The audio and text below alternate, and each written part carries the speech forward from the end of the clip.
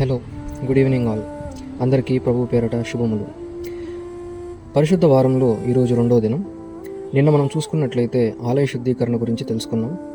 మరి ఈరోజు 2వ దినంలో పాఠ్యాంశంగా అంజూరపు చెట్టుని శపించుట అనే పాఠాంశం గురించి మనం తెలుసుకుందాం.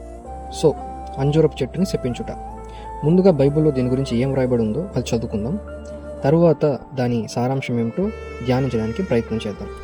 సో బైబిల్లో అంజూరపు చెట్టుని శపించుట అనే అంశం గురించి మత్తయి సువార్త 21వ అధ్యాయం 18వ వచనం నుంచి 22వ వచనంలో పొందుపరిచారు.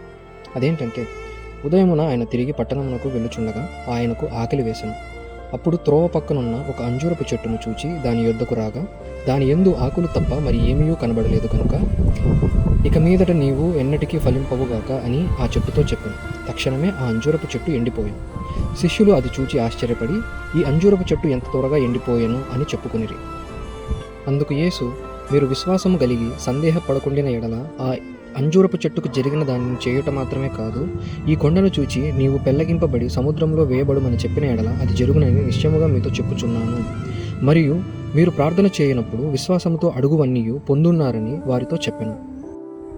సో బైబిల్లో ఈ వాక్యభాగం చదువుకున్న తర్వాత మనం ధ్యానం చేసుకోవాల్సిన 3 విషయాల గురించి నేను ఇప్పుడు మాట్లాడతాను. 1, అంజూరపు చెట్టు యొక్క పొజిషన్, అది ఎక్కడుంది. 2వది, అంజూరపు చెట్టు యొక్క స్థితి, అది ఎలా ఉంది. 3వది ఏంటంటే విశ్వాసం. ఈ 3 అంశాల గురించి మనం ఇప్పుడు ధ్యానం చేద్దాం. సో అంజూరపు చెట్టు ఎక్కడుంది, దాని పొజిషన్ ఏంటి. అంజూరపు చెట్టు త్రోవ పక్కన ఉంది.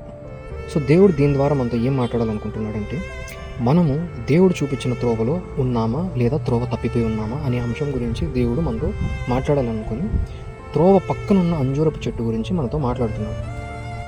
సో 2వ అంశంగా అంజూరపు చెట్టు యొక్క స్థితి గురించి మనం తెలుసుకుందాం. అంజూరపు చెట్టు యొక్క స్థితి గురించి దేవుడు మనతో ఏం మాట్లాడుతున్నాడు, ఏం చెప్పాడు బైబిల్లో. అంజూరపు చెట్టు చూడటానికి పచ్చగా ఉంది, కానీ అందులో ఫలాలు లేవు.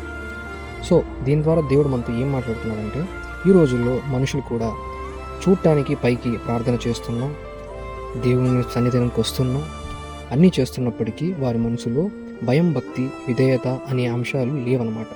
సో ఎప్పుడైతే మన దగ్గర ఆత్మీయ ఫలం లేదా ఆత్మీయంగా మనం బలపడకపోతే, ఆత్మీయంగా మనం మంచిగా జీవించలేకపోతే, ఆ ఫలం మనలో లేకపోతే మనం కూడా అంజూరపు చెట్టు వలె ఉంటామని దేవుడు మనతో చెప్తున్నాడు. 3వ అంశంగా మనం చూసుకున్నట్లయితే విశ్వాసం గురించి దేవుడు మనతో మాట్లాడతాడు.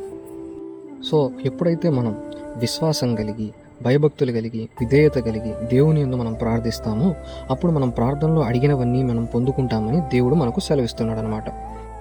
సో అంజూరపు చెట్టును శపించుట, దీని యొక్క ఓవరాల్ సమ్మరీని మనం బ్రీఫ్గా డిస్కస్ చేద్దాం.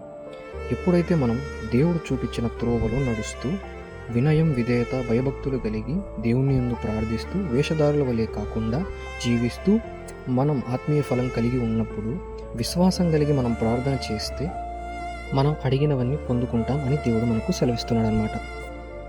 సో విశ్వాసం అనేది చాలా ముఖ్యం, చాలా అవసరం.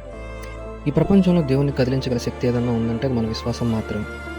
ఈరోజు మనం త్రోవ తప్పిన స్థితిలో ఉన్నామో, నిరాశలో ఉన్నామో, నిస్పృహలో ఉన్నామో, కోరుకున్నది దొరకలేదని బాధలో ఉన్నామో, ఏం బాధపడకు, విశ్వాసం ఉంచు, ప్రార్థించు. దేవుని యందు నువ్వు అడిగిన ప్రతి ఒక్కటి పొందుకుని ఉన్నానని నువ్వు నమ్ము. అప్పుడు నువ్వు అన్నీ ఖచ్చితంగా పొందుకుంటావు.